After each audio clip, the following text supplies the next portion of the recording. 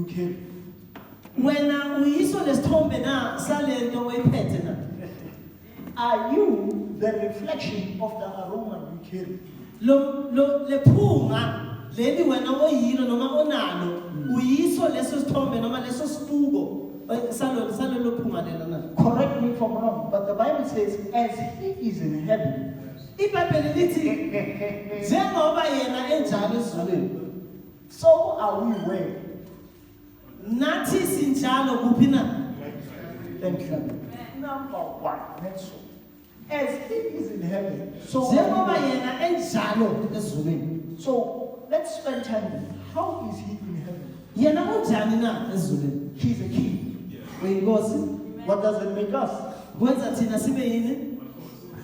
Exactly. You are king of kings. Uyinkosi yamakhosi. The question is, do you behave as a king? Umbuzo yilo ukuthi wena usiphatha njengenkosi na.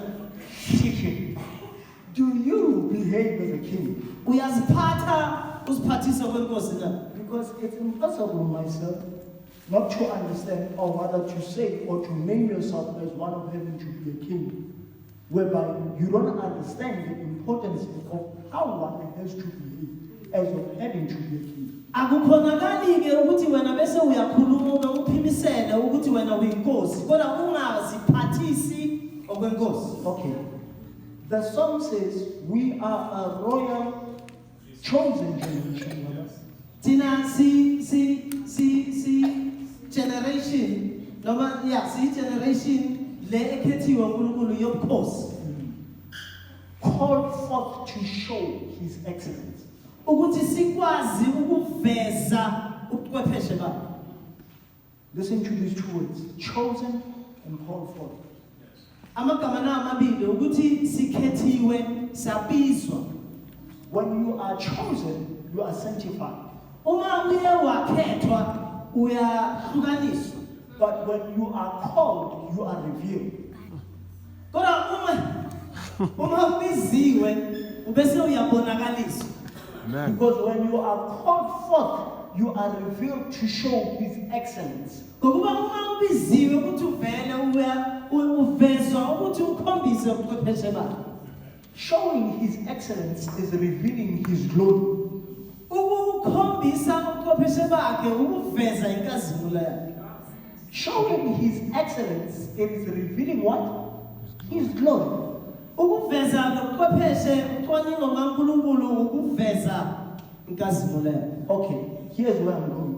Ngiyalana. The title of my message today is Isihloko salomlayezo wami namhlanje Living Oracles of Glory. Noma izithunywa eziphilayo zenkazimulo. Living Oracles of Glory. Izithunywa eziphilayo zenkazimulo.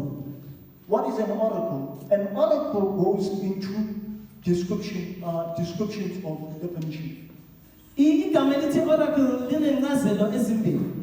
I was actually meditating on this during the week, and Mr. Mokotsi called me on my phone on Friday.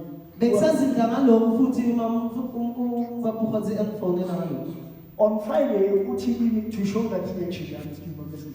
I love this man so much. Uti the message of which you're going to preach is based on being the message itself or rather the messenger.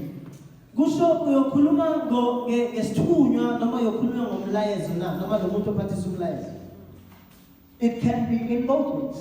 An oracle is a message of having to be testimonial and evidence presentably given by one who's seen as a first-hand witness. Oracle usho ukuthi kungaba umlayezo noma lento le umuntu athwaliswe yona noma aphathiswe yona ukuthi ayiveze noma ayidilive ebantwini. However, it's important to understand kodwa kubalulekile ukuthi uqonde lokho that for the message to reach the message to reach the message, there has to be a messenger. Ukuthi umlayezo uma ufanele ukuthi ufike ebantwini noma esixukwini kwamele ukuthi kube nomuntu ophathiswe wona. Romans chapter 10 verse 17 says, faith cometh by hearing, hearing by the word of God. Uthi uRoma 10:17 uthi ukholwa kuzwa ngokuzwa nokuzwa izwi likaNkulunkulu. And then when you go a bit more down there, it says, how shall they know Na uqhubeka nayo enzansi lithi bazowazi kanjani without a preacher? ngaphandle komshumayeli. So the preacher is the messenger. Na umuntu oshumayelayo noma lo mshumayeli uyisithunywa Of the message of which they came. isithunywa salo mlayezo aphathiswa. So my actual purpose of the question is this. Inhloso yami noma injongo yami yokubuza lo mbuzo yilo. Do you recognize the one who's a messenger? Who's a message as a messenger? Uyakhona ukuthi umbone yini lona noma umhloniphe lona ophethe lo mlayezo na? Because greater is he. Ngoba mkhulu yena. Greater is he Mkhulu yena that is in me ongaphakathi kimi than he that is in the world. kunalo osezweni. So when you recognize he who's greater in Uma uqalisa umbona kahle lo ongaphakathi kwakho. you, should he then not be the one who leads how you are ought to be governed? Akumelanga ke kube uyena lona ohola impilo yakho ngale ndlela okumele uphile ngakho. Okay, let's go into this a bit more deeper. Ngicela Joy, Leviticus chapter 24, from verse 1 to verse 4. Leviticus chapter 24 verse 1 to 4. Yeah. Pamahlang, ngicela Matthew 24, from verse 42 to 44. Okay, Musa, ngicela Matthew 24. Matthew 24, from verse 42 to 44. Amen. Where's Angie? Matthew 25, from verse 1 to verse 13. Okay, tell me Leviticus, right? 24 verse 1. From verse 1 to verse 4. That the Lord spoke to Moses, saying, command the children of Israel that they bring to you pure oil of transformation for the light, to make the lamps burn continually.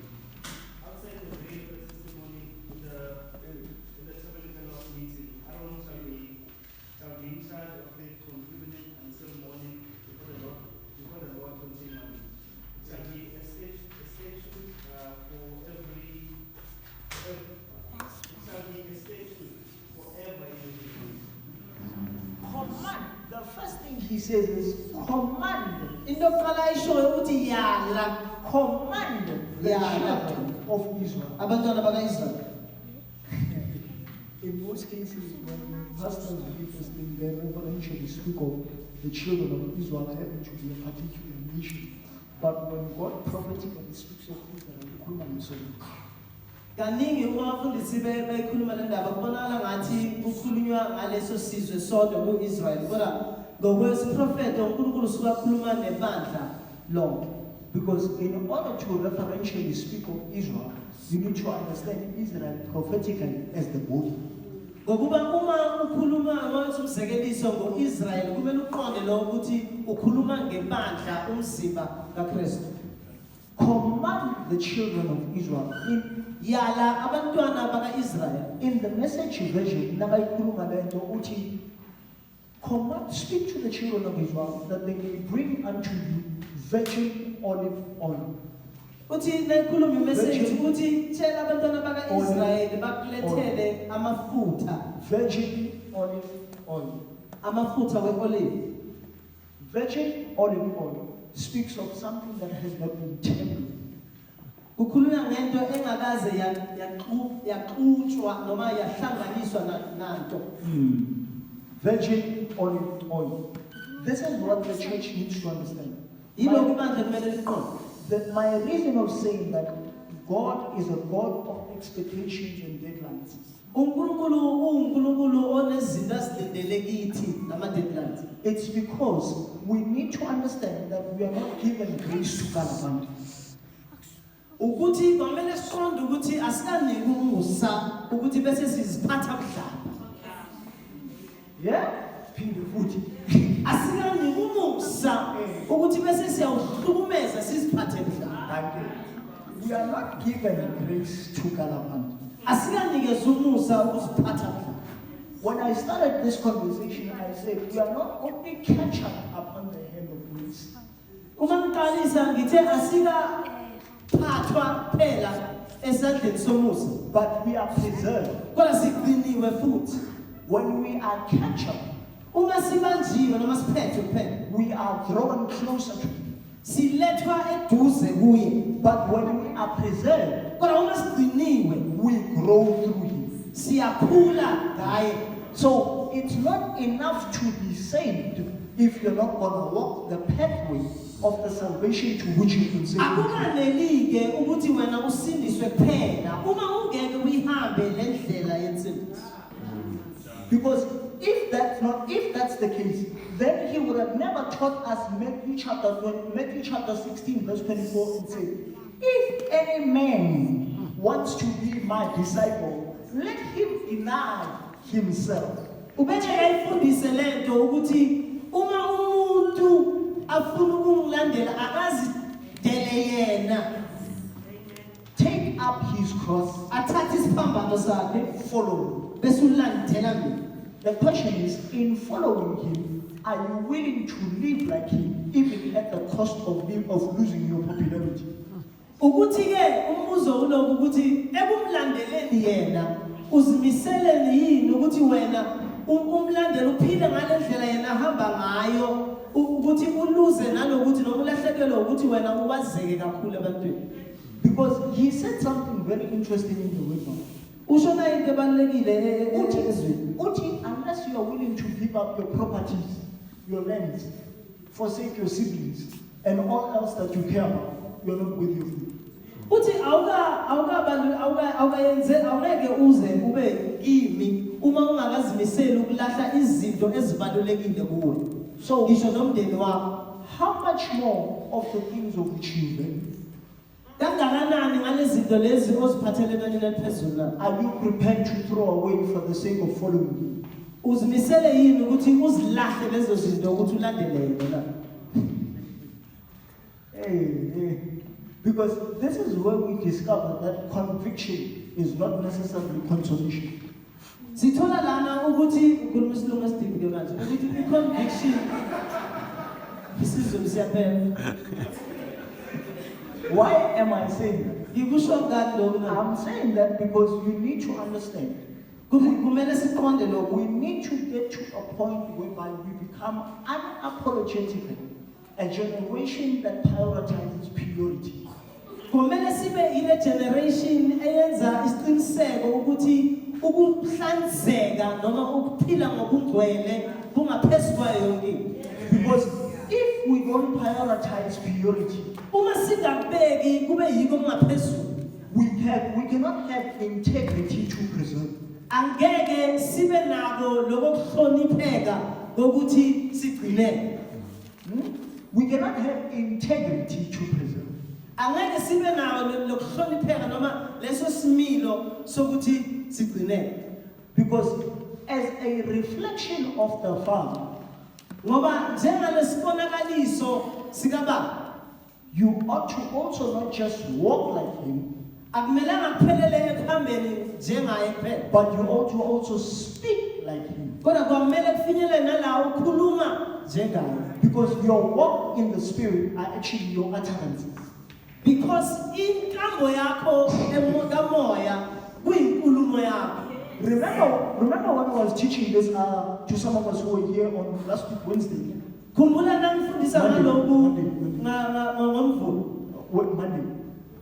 It was Monday I was teaching about this, and I said to the church meeting, when you build, a skillful master builder, Ukuthi uma wakha ngecwephelele, a skillful master builder is a person who builds ngamakha.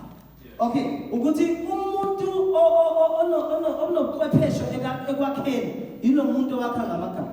Why am I saying that? Ngikushela lokho Because with your words you'll be sanctified.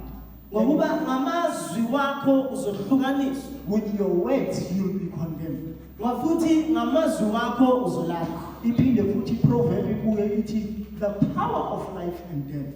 Lithi kuba prophets noma izaga ukuthi amandla wokufa nophila is upon the tongue. aselimini And them that love it nalapho abathanda shall eat of its fruit thereof. bazodla izithelo zalo. Okay, sibuyele ku-Aaron. Command the children of Israel Yala abantwana baka-Israyeli that they may give unto you ukuze bakunikeze wena pure olive oil. i-olive oil ehlanzekile Exactly. Now, for them to get the olives, ukuze bona bathole ama-olives in lawo the New Testament, etestamentini elisha they had to go to the Garden of Gethsemane. kwamele baye egetsemane Because the word Garden of Gethsemane, ngokuba le gama elithi insimi yasegetsemane it means place of pressing. Place of pressing.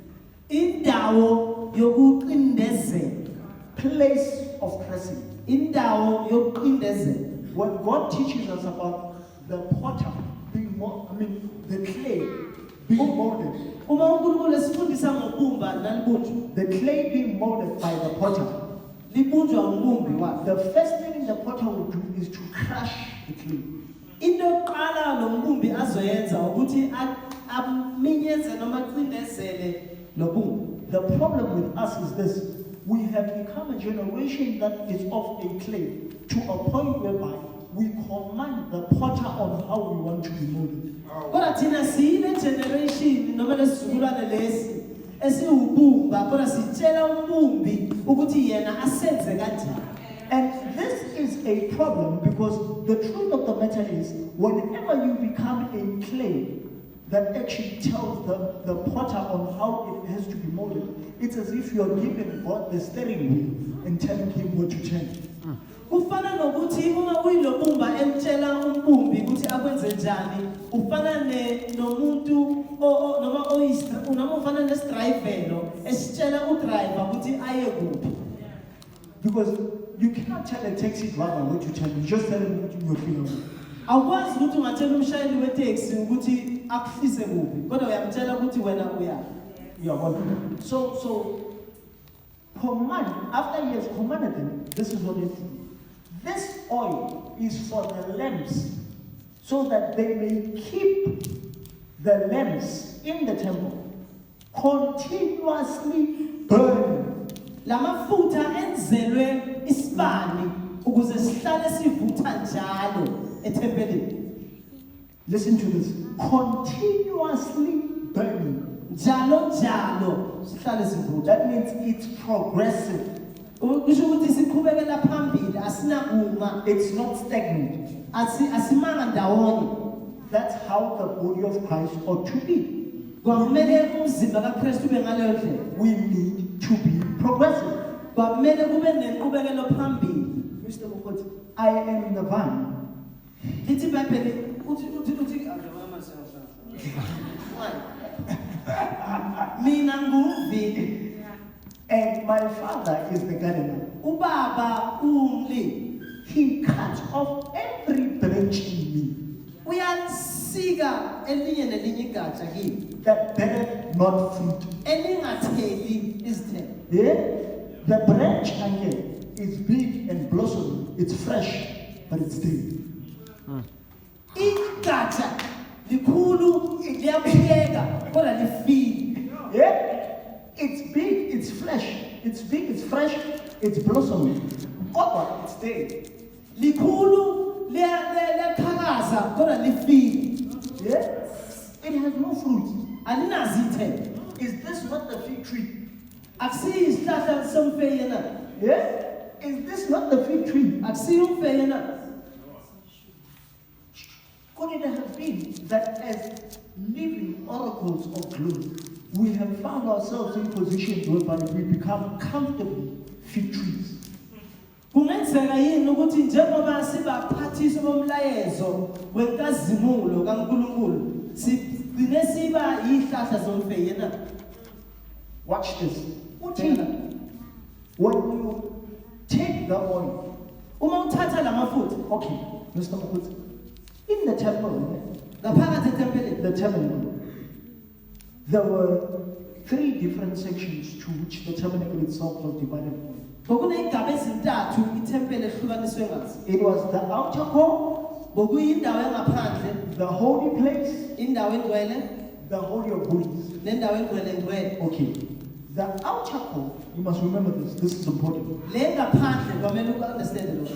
The outer court was covered in bronze. Le ndawo engaphandle ibivalwe noma ikhavarishwe ngethusi. The purpose of the outer court being covered in bronze. Isizathu salokho ngokuyilokho. Ukuthi bronze biblically speaks of the symbolization of flesh. Ukuthi ithusi lona ngokweBhayibheli likhuluma noma limele inyama yethu. The second part, which is the holy of or the holy place, Indawo engcwele, indawo yesibili, it was covered in silver. ibivalwe ngesilver. A. The silver speaks of redemption and truth. Isiliva yona ikhuluma noma ichaza ukuthi ukuhlwengwa neqiniso. A. It speaks of redemption and truth. Ukuhlwengwa neqiniso. The holy place, the holy of holies, Indawo engcwele, it was covered in gold. ibivalwe ngegolide. However, this is the funny part. Na indawo ebalulekile. The 7 golden lampstands, Indaba laba exakile yile ukuthi i-lampstand lena amachungu awu-7 it was in the holy place instead of being in the holy of holies. ibiyenziwe ngegolide kodwa ibisendaweni engcwele hayi kwengcwele ngcwele. Then God says, uNkulunkulu bese uthi Aaron, your duty umsebenzi wakho it is to keep this lamp regularly burning before me. ukuthi ugcine lezibani njalo zihlala zivutha. Okay. Phambi kwami In the tabernacle, ethebenakelini in the King James Version, he's supposed to watch. lithi iBhayibheli ku-King James kwamele ahlala aqaphile. Now, watch this. He was watching over the lamps, Ubeqaphele izibani but he was not staring at the lamps. kodwa ubengagqolozelanga izibani. Because should it have been that he stared at the lamps instead of watching over the lamps? Ngoba uma bekagqolozele izibani kunokuthi aziqaphele He would have fallen asleep. ubezolala. Because according to the commandment says, you shall not sleep. You shall arrange these things from evening till morning. Ngoba umyalo uthi mawufika kuye awuyi kuyolala kodwa uzoyenza usihlele kahle ukuthi zivuthe ubusuku nasekufikele ekuseni. From evening till morning. Ukusukela ebusuku kuyofika ekuseni. Psalms chapter 121 verse 4 says, Uthi he who watches over Israel lithi yena owulondayo uIsrael shall not sleep nor slumber. akawozeli futhi akalali. So Aaron had a duty of making sure that he would not sleep nor slumber. U-Aaron ubenomsebenzi ke wokuthi akalali futhi akozeli. Okay. And then God says, this will become perpetual, a statute which has to be observantly done from generation to generation. Lokhu uthi uNkulunkulu bese ku-Aaron uthi lokhu kuzoba umthetho noma umyalezo wokuthi kwa-Israyeli ugcinwe njalo. Okay. Isizukulwane nesizukulwane. When God introduces us to that path, uNkulunkulu mesintroduce kule gama. He's introducing us to understanding the flow of royalty. Usivezela ukuthi siqonde inkambiso noma siqonde ubukhosi ukuthi bume njani. The flow of royalty. Ukuhambiswa kobukhosi. Because he doesn't want us to perceive royalty as a title. Ngoba akafuni ukuthi bese sibona ngathi ubukhosi kuba isikhundla. He doesn't want us to perceive royalty as a title. Akafuni sibona ubukhosi ngathi isikhundla. But he wants us to express royalty as an identity. Kodwa ufuna ukuthi sibone ubukhosi kuba i-identity. He wants us to express royalty as an identity. Kodwa ufuna siveze njenge-identity.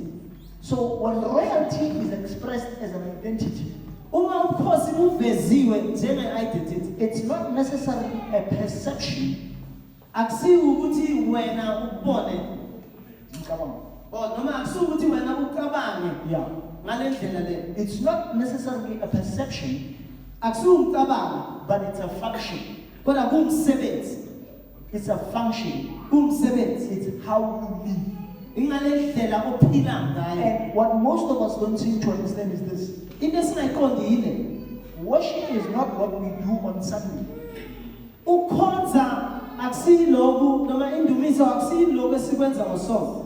Worship is what we do during the week. Ukudumisa noma ukhonza yiloko esikwenzayo phakathi kweviki. What we do on Sunday is a celebration of what we did during the week. Esikwenzayo ngosonto kuyi-celebration yalokhu besikwenza phakathi kweviki. So, as a living oracle of glory, are you a worshiper that reflects the glory as you live outside the world? Njengomphathiswa wenkazimulo noma umlayezo wenkazimulo, kwamele wenze isiqiniseko ukuthi uyaveza leyo nkazimulo.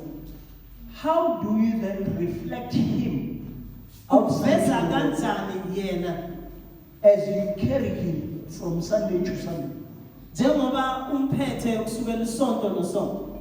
Okay, Matthew chapter 24 Matthew 24 from verse verse 42. 44. to verse 44. 44. Verse 44. Ngakho-ke lindani, ngoba anazi ukuthi inkosi yenu iyakufika ngaluphi usuku. It's remain alert, lindani. Lihlale lilindile. Yeah? Ayithi lalani. It says remain alert. Ithi hlalani lilindile. Remain alert. Hlalani lilindile. In other words, do not sleep nor slumber. Ningalali ningoseli. Ayithi do not sleep. It's not saying don't go to bed. Uma ithi ungalali ayisho ukuthi ungayi embhedeni. It means do not become spiritually dead. Isho ukuthi ungafi emoyeni. Because when you are spiritually dead, what happens is Ngoba uma ufile emoyeni okwenzakalayo yilokho. you become a church attendant without being a stewardship of the kingdom. Uba umuntu ozayo esontweni nje ngaphandle kokuthi ube isisebenzi sasembusweni. Yeah? You become a church attendant without being a disciple of the kingdom. Uba umuntu ozayo esontweni kodwa ungabi isisebenzi sombuso. This is why it's easy for our young people to be frustrated. Ingakho abantu kuba lula for abantu abasha ukuthi bahlangahlangane. Because Ngokuba we perceivably think of coming to church. oba sicabanga ukuthi nasize esontweni. Rather, we think of it as something that has to do with being an obligation instead of being a privilege. Sikubona kuba yinto okumele siyenze ngokuqindezelwa. Kunalokho ukuthi sikwenze Privilege. njengento privilege. Privilege. Why am I saying? Ngikusho nani lokho? When you understand the importance of privilege, Uma u-understand noma uqonda ukubaluleka kwe-privilege, you will not only understand grace as a favor, angeke uqonde umusa njengomusa, but you will also understand grace as a mandate. kodwa uzokwazi ukuthi uqonde ukuthi umusa uwumyalo. Because the very same grace of which we ought to be favored by, Ngokuba nomusa ofevorishwe ngawo, we have to be governed through. kwamele sibuswe kuwo. The very same grace of which we are favored by, Lo musa loyo esifavor ngawo, we have to be governed through. kwamele ukuthi sibuswe ngawo. Kepha anokwazi lokhu ukuthi uma umniniyo ebekwazi umlindo isela eliyakufika ngawo ubeyawulinda angavumi ukuba indlu yakhe for the head of the house. ngokuba inhloko yekhaya. If in the Amplified Dogmatic Foundation, it is if the head of the house Ku-amplified ithi uma inhloko yekhaya had known ibiyazi what time the thief would come. isikhathi isigebengu esizoza ngaso. Okay, two things: head of the house, time, and thief. Into ezintathu, inhloko yekhaya, isikhathi nesigebengu. Okay, head of the house prophetically ikhuluma ngoJesu. Inhloko yekhaya ngesiprofethi ikhuluma ngoJesu. Time speaks of moment. Isikhathi sikhuluma ngethuba it's an opportunity, but it speaks of the moment. Yeah, time speaks of moment. Isikhathi sikhuluma ngalelo thuba. Okay, and the thief speaks of the devil. Isigebengu noma isitshontshi kukhulunywa nguSathane. Because the enemy, the thief, cometh to steal, kill, and what? Destroy. Ngokuba isela lizilo ukuthi lizobulala intshontshe bese liyabhubhisa. What does he come to steal, kill, and destroy? Uzobhubhisa ini nokutshontsha ini na? The word. Izwi. So, in order for you to be sustained, Ukuze ukwazi ukugcineka, in order for you to be sustained, preserved, kept alive, and hidden, ukuze ukwazi ukuthi ugcineke, ugcinwe, uphile, uhlale uphilile njalo. you have to know on how important it is to be sustained by the word. Kwamele wazi ukubaluleka ukuthi ugcinwa kwezwi kubaluleka kangakanani. Because if you cannot be sustained by the word. Ngokuba awukwazi ukuthi ungagcinwa ngezwi. No, if you cannot be sustained by the word, Ngokuba uma ungeke ugcinwe ngezwi noma yizwi, you will lack a foundation, uzolahlekelwa i-foundation. and as a result of lacking a foundation, And ngokuthi ulahlekelwe isisekelo, you will actually get to a point where you build your house on a sand. uyogcina wakhe umuzi wakho noma indlu yakho emhlabathini. Building your house on a sand is not practically building a literal house. Ukwakha indlu yakho emhlabathini akhulumi ngendlu oyibonayo. Now, when we speak of building a house, we speak of you becoming that house. Uma sikhuluma ngokwakhiwa kwendlu sikhuluma ngawe. Because your body is the temple of the Holy Spirit. Ngokuba umzimba wakho uyithempeli likaMoya Oyingcwele.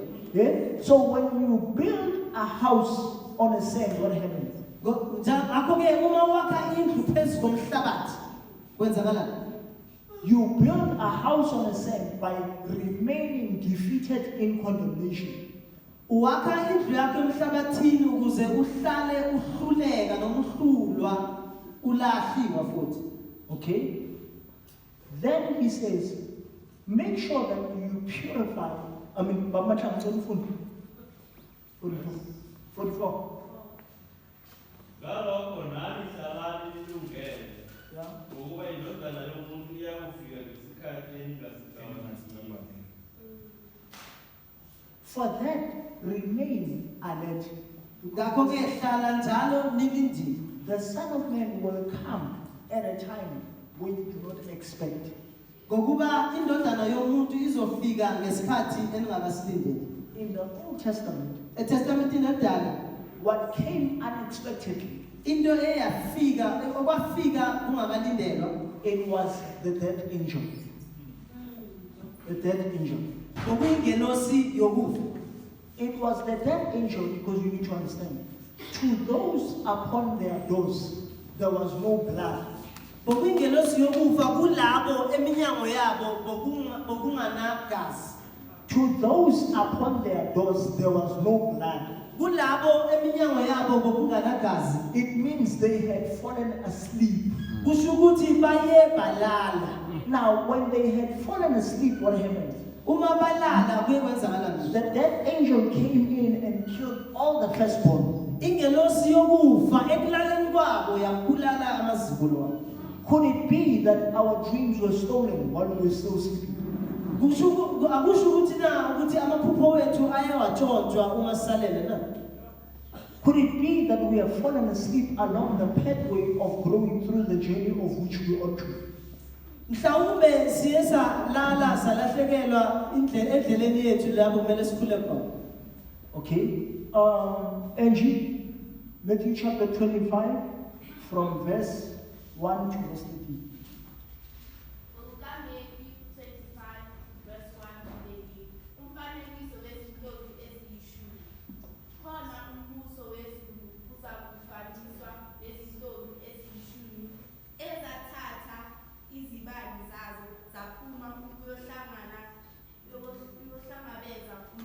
Bam. 10 bridesmaids. 10 bridesmaids. Ne? The kingdom of heaven will be likened unto 10 bridesmaids. Umbuso wezulu uzofaniswa nabomakhosi 10 bridesmaids. abalishumi. Okay. The number Yes. 10, the number 10 in the Bible symbolizes the law. Number 10 eBhayibhelini kusho umthetho. But now, the actual focus on this context of the scripture Kodwa indaba la indaba ekahle kulombhalo it is not the number 10. akusi u10 Because this division of gods ngoba ukuhlukaniswa kwala mantombazana has to do with two different types of groups of Christians. kukhombisa ingxenye ezimbili zamakhono. Carry on. Carry on.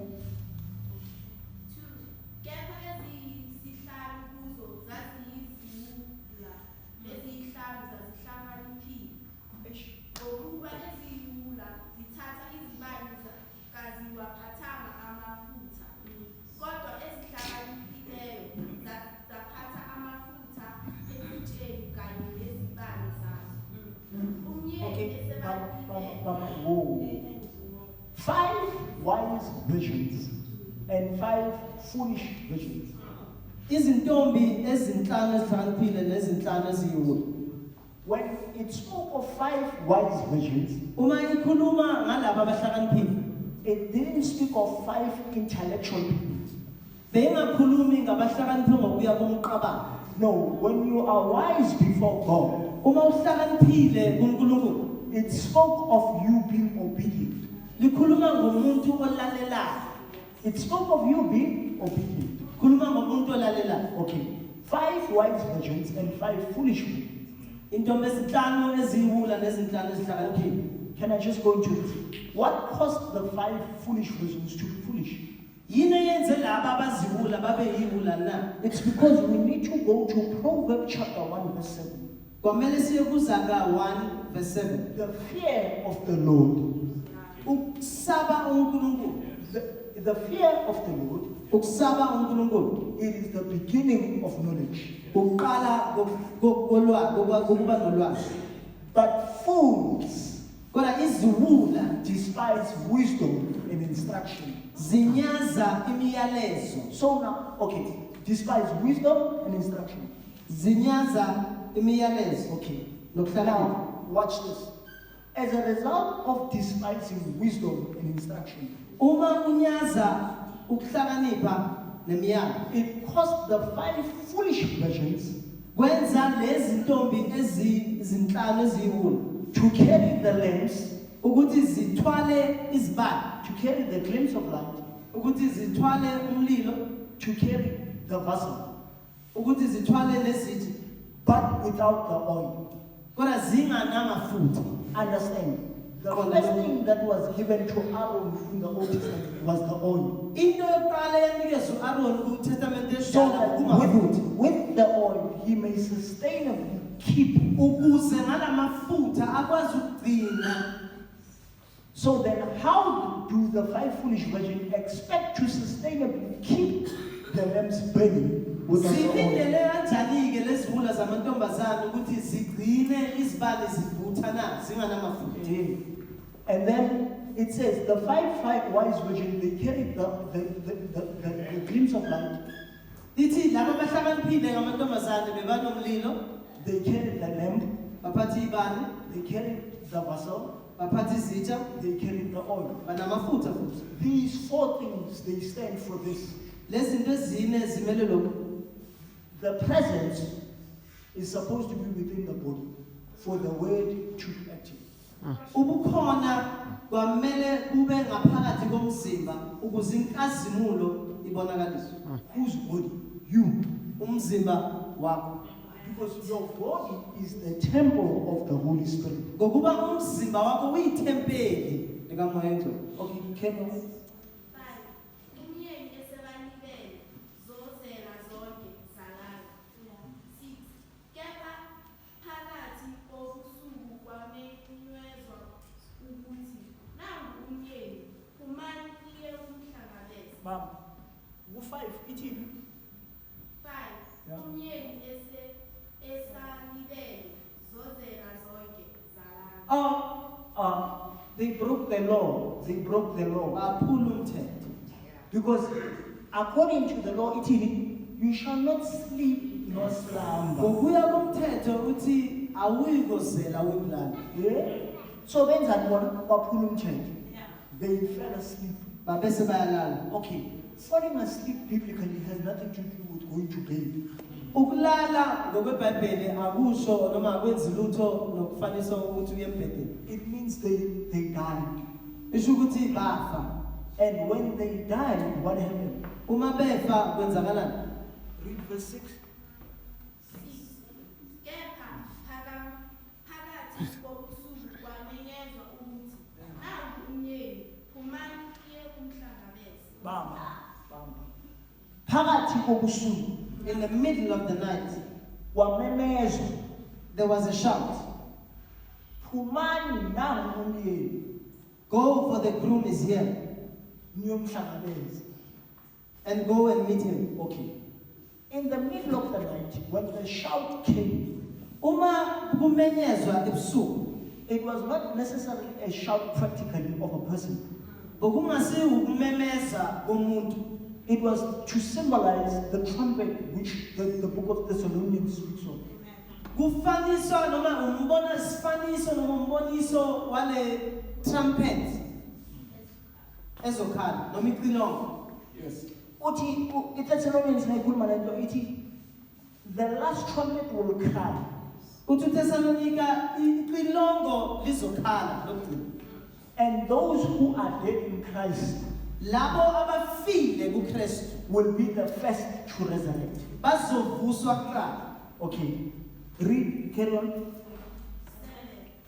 Khona zavuka lezo zintombi zonke zalungisa izibani zazo. Wait. They all arose from death. Bavuka bonke ekufeni. Yeah. And they started fixing their lamps. They started trimming their lamps. Babese bayalungisa ibane zabo. But now with the 5 foolish virgins, it's a problem because they cannot trim their lamps without oil. Kodwa kuyinkinga ke kulabo abayiziwula ngoba bakwazi ukuthi bangakhanyisa ibane zabo. Yeah?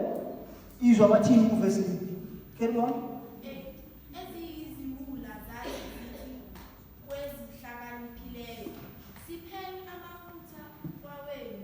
Whoa. Give us some of your oil. Why did you not take the oil from the beginning? Ungani ningathathanga amafutha basekuqaleni? It's important Kubalulekile to understand ukuthi uqonde that when we are planted in God's presence, ukuthi uma sisebukhoneni bukaNkulunkulu we have a responsibility to grow.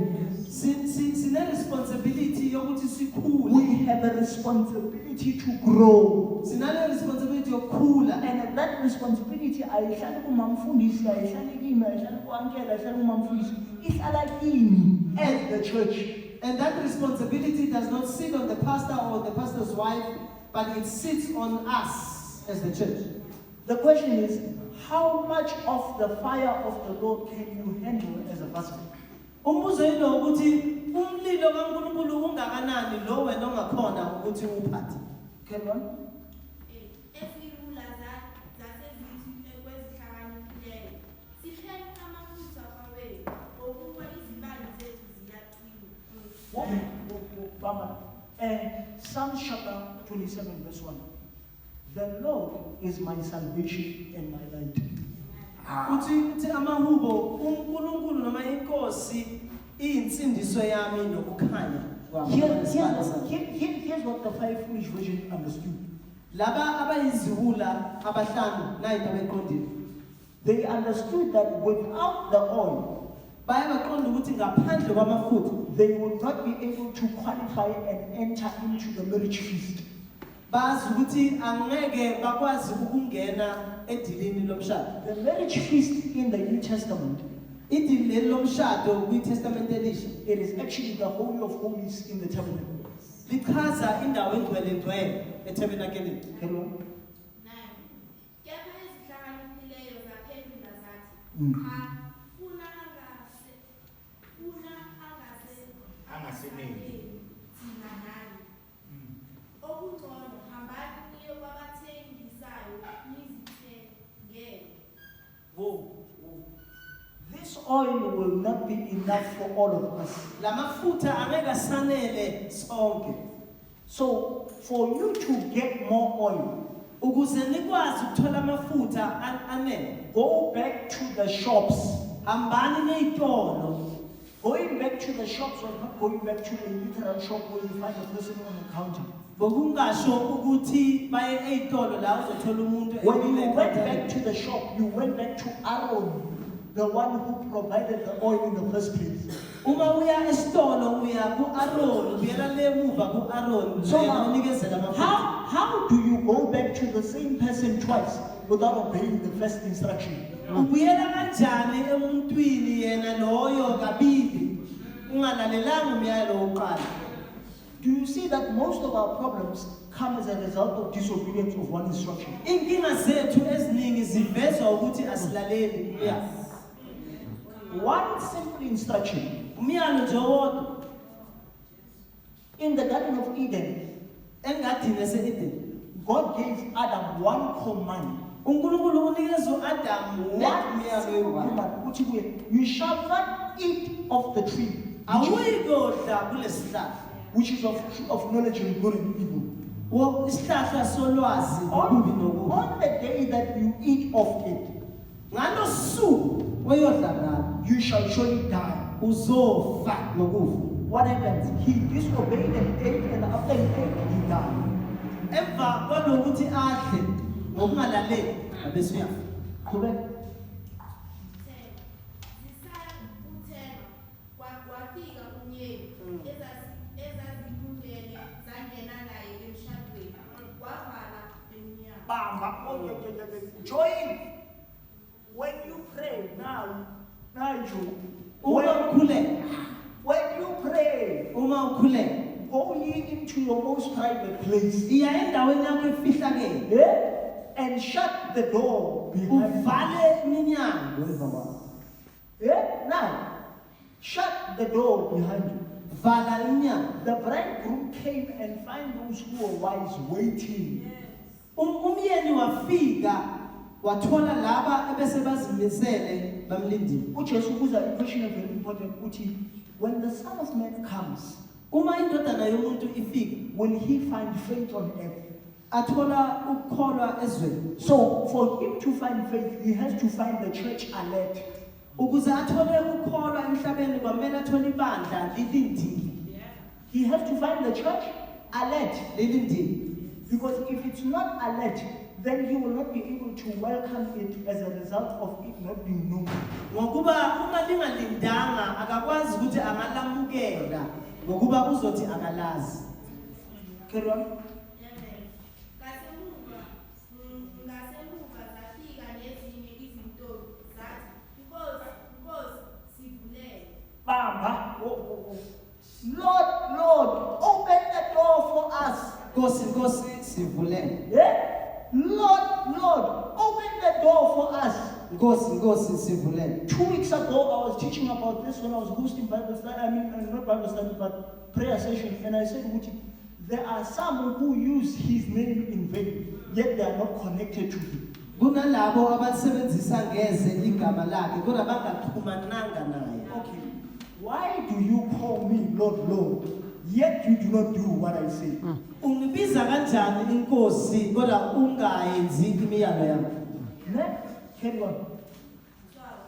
Kepha waphendula wathi, ngiqinisile ngithi kini, anginazi. Did I not say that the church has to be alert Angisho yini ukuthi ibandla kwamele lilinde so that it may be recognized by him? ukuze inkosi ilazi. Okay, this is my beloved son, Le kuyindodana yami engithandayo, in whom I am well pleased. engithokoza ngayo. In whom I am well pleased. Kuyena ngiyathokoza. So when he cannot recognize the church, Uma engeke yena alazi ba, it means the church does not possess his image. kusho ukuthi ibandla alinawo umfanekiso This wakhe. is why I'm talking about the subject, living oracles of glory. Ingakho ngikhuluma ngalo mlayezo ukuthi abathunywa benkazimulo abaphilayo. Because we are a reflection of the message to which he has given us to carry. Ngoba thina siyobabonakalisa noma sibonakalisa umyalezo lona esiphathiswa He wona. has entrusted us with the ministry of reconciliation. Uye wasiphathisa lenkonzo yokubuyiselana. So when he entrusted us the ministry of reconciliation, Uma ebeka kithina esithemba ngale nkonzo yokubuyiselana. he gave us himself as the Prince of Peace. Usinikeza yena njengenkosi yokuthula. Okay, carry on, let me finish. Lethi, ngakho lindani ngokuba anilwazi nehora. Akusiyo nto kwamahlangu bayifuna. Ngakho lindani. Therefore remain alert, Anazi ukuthi indodana kaNkulunkulu yobuya nini. for you know not when the Son of Man will come. Read. Wait upon the Lord. Linda enkosini. To wait upon the Lord is to grow in him. Ukulinda noma ukulinda enkosini kusho ukukhula. Thank you. Amen. Amen.